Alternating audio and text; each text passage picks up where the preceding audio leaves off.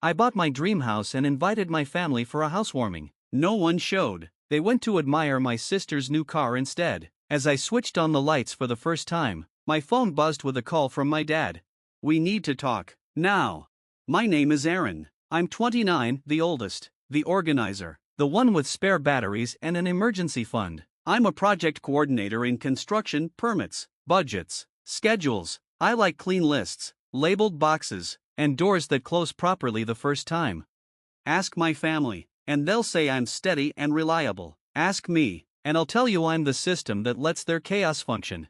Tessa, my sister, is 26 and golden. She's spontaneous, fun, all vision and no plan. That's enough for our parents to cheer at every whim. When I got my license, I bought a used Civic and changed my own oil in the driveway. When Tessa got hers, Dad declared, "A young woman needs something safe," and handed her the keys to a brand new hatchback wrapped in a dealership bow. I learned early that applause wasn't for me. You do the right thing, you keep going. Buying a house wasn't about applause either. It was about finally shutting my own doors, not hearing Dad's TV through thin walls, not sharing a fridge with Tessa's meal prep jars that never held food. I saved for 4 years overtime shifts, no vacations, roommates who left dishes piled high. My spreadsheet was called Brick by Brick. I said no to small things so I could say yes to one big thing. Last month, that yes arrived, a small craftsman with a lemon tree in the yard, a porch swing left by the last owners, 2 bedrooms, a squeaky hallway, and a fireplace with a crooked blue fish painted on the tile. It fit me. I sent a photo to the family chat, keys in my hand, sold sign behind me, housewarming next Saturday, 5 p.m., chili, cornbread, fire pit if the wind cooperates. Responses trickled in, 3 confetti emojis, a generic proud of you, son, and from Tessa, a champagne bottle sticker with yes. All week I scrubbed cabinets, rolled paint over scuffs, bought folding chairs and 8 matching bowls. I strapped a second-hand rug to the Civic, its corners flapping like flags in my mirror. I worked to make the place warm. By Saturday, chili simmered on the stove, cornbread baked at 420, string lights glowed in the yard, and the cooler waited with soda, beer, and root beer for Dad. At 5:02, I checked the road, empty. At 5:18, I texted, "ETA?" Mom replied, "Soon." Dad said nothing. Tessa sent a photo of herself at a dealership, sunglasses on, leaning against a shiny red car. We did a thing. At 5:33 came a video. Mom's voice behind the camera, "Look at our girl." Tessa revved the engine. The salesman clapped. Everyone laughed. I stared at the screen. The chili bubbled and popped. I shut off the burner. At 5:41, I turned on the living room lights for the first time. The space felt staged, clean, ready, empty. My phone rang. Dad. I let it buzz once longer than I used to, then answered. "We need to talk," he said. "No hello? Now." I looked at the little welcome sign on the porch, suddenly ridiculous. Inside, I leaned against the counter and listened to the tone Dad used whenever he was about to assign me something. I didn't know what they wanted yet, only that they were at a dealership, and I was here alone with cooling chili. "I'm home," I said, quietly. I didn't add finally. The swing creaked outside. The sign looked like a joke without a punchline. Somewhere, Tessa circled a parking lot to applause. I stood in my kitchen and listened to the fridge hum. The first crack in me wasn't loud, just lights turning on for an audience that never came. I ate standing at the sink. The chili was good. The room was quiet. The lights stayed on. I didn't cry. I didn't rage. I chewed and thought about the draft under the doorway where the weather stripping hadn't arrived yet. Then I washed my bowl, dried it, and set it upside down on the towel, like I was preparing for something I couldn't yet name. In our house, money always wore a costume. Sometimes it was called love, other times, duty, or discipline, whatever fit the moment. When I was 14, Dad called it responsibility and charged me $100 a month for room and board out of my grocery store paycheck. "Teaches you the real world," he said, taking the cash from my palm like a fine. At 16, I asked where that money went. Mom said, "Into the family." When I asked to see the family, Dad laughed. By then, I was keeping records, dates, amounts, notes in my phone. I told myself it wasn't petty. "You were about to tell me what you're going to do with my house," I said. Tessa threw up her hands. We were celebrating my car. It's a big step. You're being petty. Dad tapped the clipboard. This is the step. We need strategy. Money sitting in walls is lazy. Unlock it. Tessa's boutique will pay it back. Tessa's boutique? I said. The candles? The pop-ups you cancel when you're tired? The brand you've renamed 3 times? She puffed up. You're so negative. This is why you don't get invited. I invited you to my house. You went to a dealership, I said flatly. Mom slid in with her soft weapon voice. Aaron, listen. We raised you. We housed you. We fed you. Families reallocate resources. Your sister is in a season of need. You're steady. She launches. Then she carries you when you settle down. Settle down? I said. I just settled here. In this house. Dad leaned across the counter, elbows planted. Be a man. You taught me to be a man by charging me rent at 14. I said. I stepped up. I saved. I bought this house. Not a group project. The air shifted, the point in our family where you're supposed to fold. Dad's voice rising. Mom's eyes filling. Tessa sensed it, like always, and wrapped it around herself like silk. You don't even use both bedrooms, she said, finger jabbing. I could move in, help with content, pay a little. How much? I asked. She blinked. Why does it matter? Money is energy, it flows.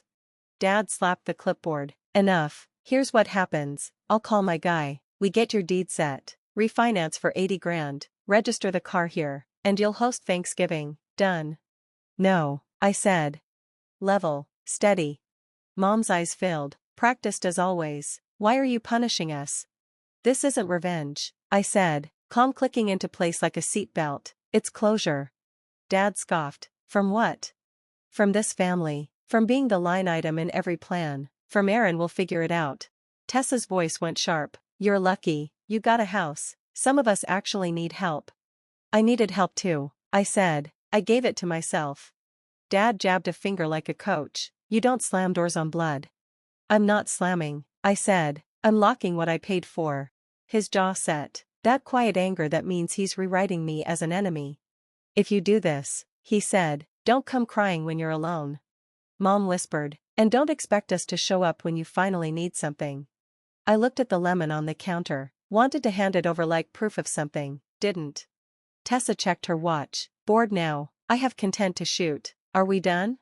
We're done, I said. House rules, no registration here unless you live here, no keys given out, no one on my deed, no loans. If grandma needs medicine, I'll handle it directly. Otherwise, my house isn't a family ATM or storage unit. If you want the table saw here, bring cash for a shed and we'll sign a receipt. Dad barked a laugh. A receipt? Yep. Mom shook her head. You've changed. I've moved. They left with a door slam that spoke louder than words. Tessa revved her new car like it could drown out my porch light. I watched the red taillights fade. My heartbeat thudded in my teeth. Inside, I wrote the rules on an index card and taped it to the pantry door. Not for them, for me. The big moment isn't the hardest part. The hard part is the next 2 weeks. When your phone turns into a fire alarm and you have to decide not to run into the smoke. Within an hour the group chat went off. Mom, your behavior today was unacceptable. Dad, ungrateful. Tessa, a DMV screenshot captioned my brother is literally sabotaging me. Her friends hearted it. A stranger DM'd me a snake emoji. I muted the chat, turned off the ringer, favorited Grandma and Mike so they'd still get through. Then I did the boring work, changed the smart lock codes, installed a locking mailbox, called my insurance agent, set a password, froze my credit, enrolled in parcel alerts at the county, called Tessa's dealership and shut down her family property angle before it processed, saved every record to a folder named House Paper Trail. The noise kept coming, calls, voicemails, threats, tenderness, guilt, but I didn't pick it up. I talked to Grandma instead, set up her pills for auto ship, wrote down the order number. We like numbers, she and I. Numbers prove what happened. By day 5, the noise went quiet. That scared me more. Quiet in my family means reloading. Then the email came from the title office. Someone had filed a request to add father to my deed. No signature, no authority, just audacity. They flagged it, rejected it, and let me know. I printed it, slid it into the folder, and shook my head until the anger was smooth enough to swallow. On Sunday, while they scheduled their family meeting without me, I grilled 2 burgers, brought one to my neighbor, who texted later, "You're a good neighbor." I ate mine under the lemon tree. The string lights came on, the air smelled like charcoal, and for the first time in years, the quiet didn't feel like exile, it felt like oxygen. The mailbox with a lock delivers a postcard every day. This is yours. This is yours. This is yours. It was like I'd been walking with a map through fog, seeing the road clearly, while everyone else pretended it didn't exist. Tessa, meanwhile, had a talent for showing up after the check was signed. She was fluent in I want. Around her, words softened into dreams, vision, potential. She tried a semester of community college, then quit because the professor was negative. She launched a candle business, never paid sales tax, and decided she wanted to be a content creator. That required a better phone, a ring light, a creative space, a car for brand deals. Guess who did the math for the space? Who moved the garage couch? Who drove her to a collab in a stranger's apartment that smelled wrong? When I finally pushed back, when I said no to a temporary add-on to my phone plan, no to co-signing a lease, suddenly I wasn't steady anymore. I was cold, transactional, stingy. Don't be a ledger with your family, Mom would say. A man provides, Dad would remind me.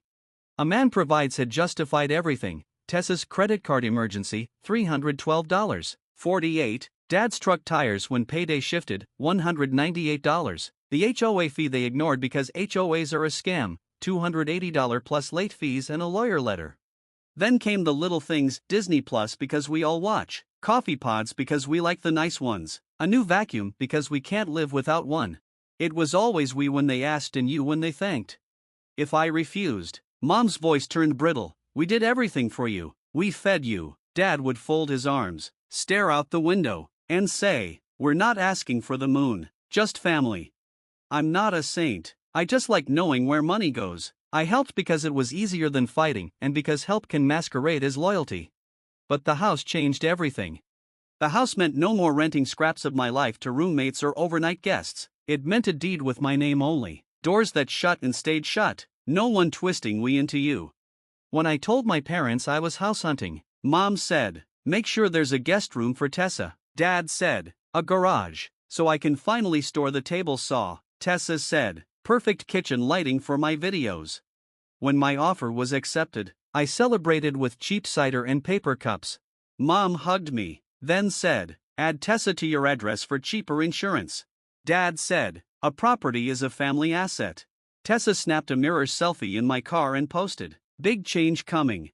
I paid the down payment, the closing costs, the optimistic pipe repair. I signed 15 times, then once more. The title officer called me homeowner, and I felt a knot in my throat I'd carried since age 14, when Dad charged me rent from my grocery store paycheck. That week, Mom texted, we'll come Saturday to bless the space. We'll bring a rug, a plant, that painting Dad loves. Tessa wrote, I'll do a house tour for my followers. I replied, housewarming at 5. It didn't occur to me to ask, are you coming to eat, or to claim? Saturday gave me the answer. They weren't here, they were at a dealership, clapping as Tessa circled in her new car. My dad probably haggling APR with the salesman, Mom filming, eyebrows arched in pretend surprise, Tessa revving, everyone cheering. Not one of them looked at the door I'd paid to open. When Dad called and said, we need to talk, I knew, it wasn't congratulations, it was logistics. My house was a field, and he was circling like a hawk. Here's the thing, it wasn't the chilly cooling in my sink that broke me. It was the shape of the pattern, the latest line in a sketch I knew by heart. A favor with my name on it. A plan with me as the safety net. A family where love sounded like just sign here. I didn't agree to Dad's now. I texted, tomorrow afternoon. He shot back, don't be dramatic. If you're the oldest in a family like mine, dramatic just means you didn't say yes fast enough. That night, I sat on the porch swing under the lemon tree, phone heavy on the table, and let the sky go purple. Then, unremarkable, I made a list for tomorrow, half chores, half spine. In the morning, I wiped down the counters. That's what I do when I'm bracing for a conversation where someone hands me a folder and calls it love. They arrived like a raid, Dad's truck, Mom's SUV, Tessa's shiny new car with temporary tags crooked in the window. Through the peephole I saw Tessa fixing her hair, Mom pursing her lips, Dad holding a clipboard. Of course he had a clipboard. I opened the door. Hey, I said. Mom air kissed the air beside my cheek. We'll bless the house after. After what? Dad brushed past me. Tessa filmed for her followers. Mom surveyed the space like it was hers. Shoes stayed on. No one noticed the fish tile. No one asked about the lemon tree. Dad slapped the clipboard onto my counter. Let's get down to it. To what? I asked, though I already knew.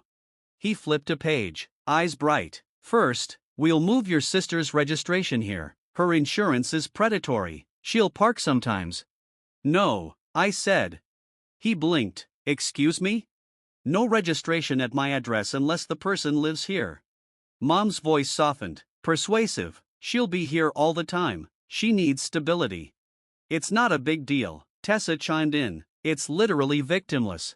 It's not about crime, I said. It's about my name. Dad sighed. You're being rigid. Next item, we need to get your dad on the deed. You are my dad.